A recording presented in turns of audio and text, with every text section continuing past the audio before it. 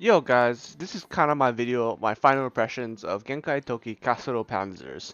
So overall, I posted a video yesterday of me platinum in the game. So the game, most of the time for just a hentai bullshit game, is actually not bad. The basics to the game and battle are pretty okay.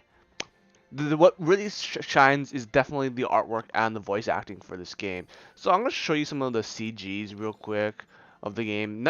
For a game like this, there's really not a whole lot to it. The story plot is really kind of weird. It's basically uh, uh, uh you know a rise to power for for a boy, and he has of course his harem in this game. So for the weird reason, he somehow gets this machine stuck to his dick, and he can't leave this castle. So this castle basically is his penis.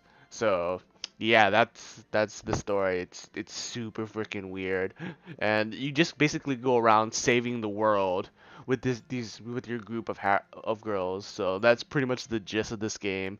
You get the typical archetypal characters in this game. Let me show you them real quick.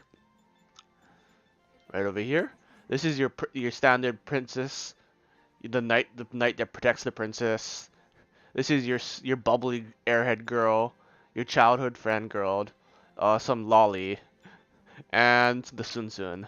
So basically, those are your main characters that you can play. You can only ever take four of them into battle, and there's different classes. So let me show them right here in this menu. So these are your panties and bras are basically your type class. So this is the first one is the Venus. This is in the all around class. It can do melee, magic, and it moves fast. So it's an all around class. It doesn't specialize in anything. This is the Knight class. It specializes in high defense, high attack, but low magic, but with no magic and no magic defense and low agility. So next is the Gunner class. It specializes in basically moving fast and being able to hit multiple enemies at multiple ranges. So as much as it says it has some magic and magic defense, it's just on the borderline normal.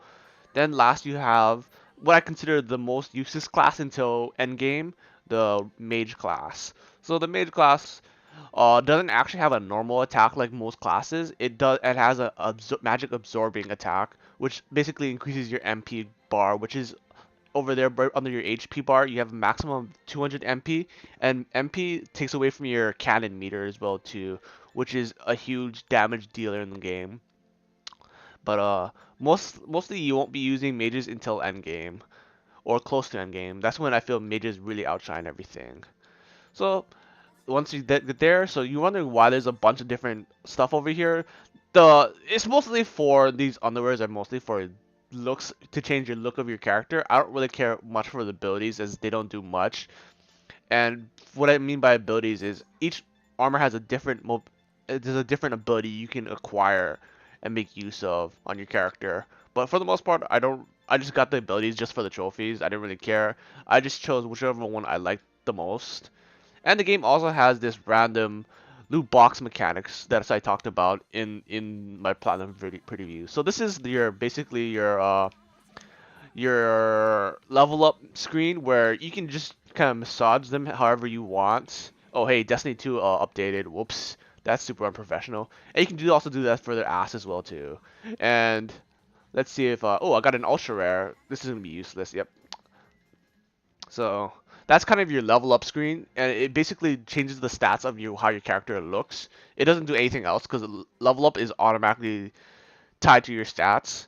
But what that does is it increases your like your breast size, your perkiness, or your ass size and all that by doing this or whatever. It just increases the size and how you want your character to look. Basically, it allows you to customize your character by doing those level ups, and you can do it multiple ways. You can do that by learning skills. You can do that by leveling up, or you can use it doing by opening up these lottery eggs.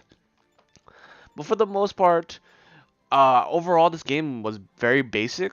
It didn't really impress me too much. It was just good fun. Like that's all it was. And you also get some of the weird crap. Like let me show you. You get these monster girls that these basically all your building in the game for increasing your castle is tied to these monster girls. Your items that you can buy are tied to these monster girls, and the items you can buy are also tied to these monster girls, and all the magic you learn is tied to these monster girls and doing their nighttime games. So I'll show you one of them real quick. Let me choose someone awesome. Where's Mimic?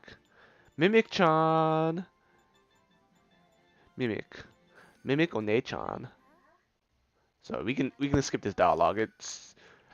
It's not necessary. All you need to see is this. So you gotta play Touch the Girl in the hidden spot game. So let's see if I remember this one 100%. Oh, there we go. I believe is one of her breasts. Yep, there we go. And her tongue. Yep. Oh man, I remember all three. Damn, I'm good.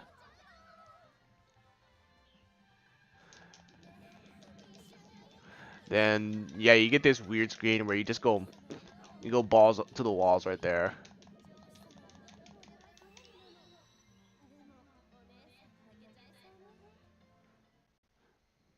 And of course, the game just lets you replay whatever you want. Dun, dun, dun, dun.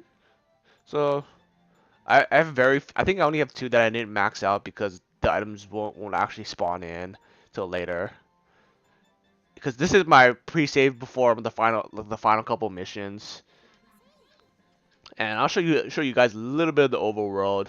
So the overworld is pretty bland. It looks like a 2D cutout of something. It's not really great.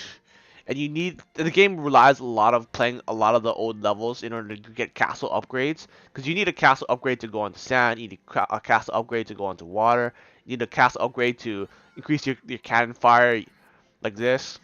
You also need a castle upgrade to jump higher. Like it, you need to play the game a lot. And like, so basically, how it does that is you have a replay button, and you can go back to any stage in the game and replay it.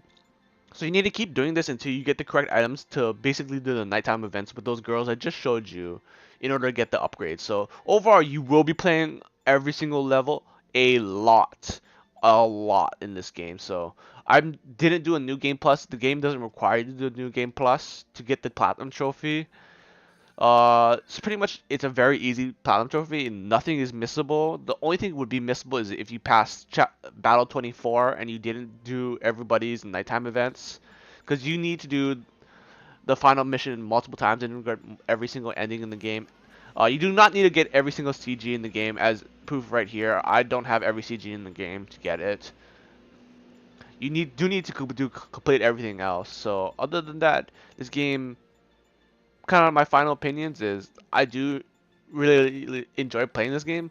Would I recommend this as a buy to everybody? Not really. Like unless you have money to throw away and you just want a game that you can play for like 2 weeks, like because that's all it took me to platinum this game. Yeah, I definitely highly suggest you buy it. It's just bullshit hentai fun. All right, guys. See you next time.